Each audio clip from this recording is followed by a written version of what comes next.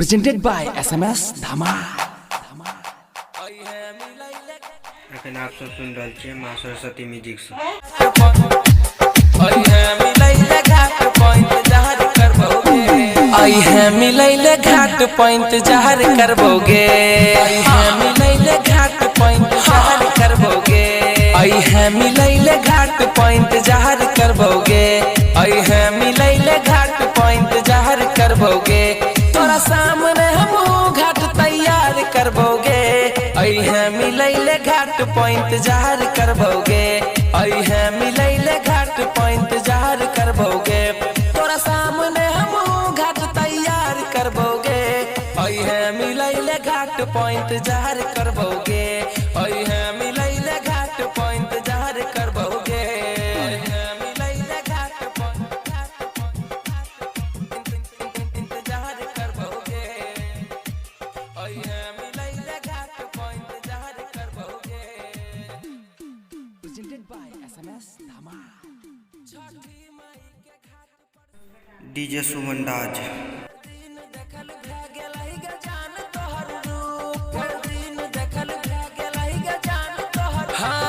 छठी मई के घाट पर शोभै फल फूल सूप, फिर दिन देखल भए गेलै के जान तोहर रूप, देबौ तोरा कनवाली और प्यार करबोगे, आई है मिलैले, आई है मिलैले, आई है मिलैले घाट पर इंतजार करबोगे, आई है मिलैले घाट पर इंतजार करबोगे, तोरा सामने हम घाट तैयार करबोगे, आई है मिलैले घाट पर इंतजार करबोगे, आई है मिलैले घाट पर इंतजार करबोगे, इंतजार करबोगे, आई है मिलैले घाट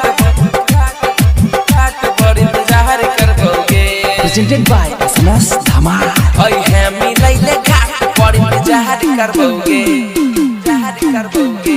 हाँ आदित्य मल के देबै अर्घ मांगबै आशीर्वाद, दुनु जनी के हेतै मिलन करबै पिछला याद, दुनु जनी के हेतै मिलन करबै पिछला हे गए आदित्य मल के देबै अर्घ मांगबै आशीर्वाद, दुनु जनी के हेतै मिलन करबै पिछला याद, गंगेश रसलपुरिया इजहार करतोगे, आई है मिलैले, आई है मिलैले, आई है मिलैले घाट पर इंतजार करबोगे, आई है मिलैले घाट पर इंतजार करबोगे, तोरा सामने हम घाट तैयार करबोगे, आई है मिलैले घाट पर इंतजार करबोगे, आई है मिलैले घाट पर इंतजार करबोगे।